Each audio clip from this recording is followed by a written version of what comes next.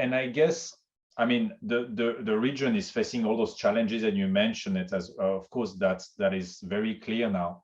But at the same time, to try to facilitate what you just described, I guess there is a strong network of partners in the region, correct? Because those islands have a lot of like things that are stacked against them, from the scarcity of some resources. You mentioned the scale, the climate change impact, lack of as well sometimes skills within those islands because the population is very little.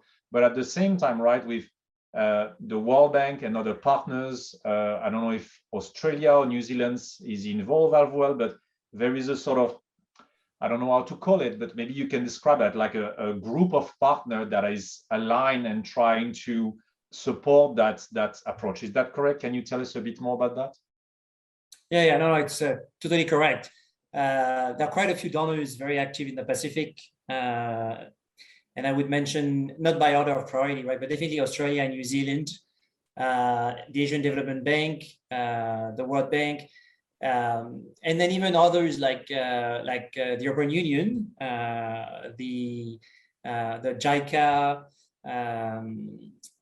and the good thing is that at least in the infrastructure sector, from what I can tell, again, having worked in Africa, Latin America,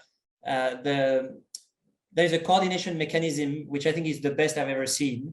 There is an agency that's called the Pacific Regional Infrastructure Facility, whereby all those donors meet every 3 or 4 months in the energy sector, in the transport sector, in the ICT sector, in urban areas.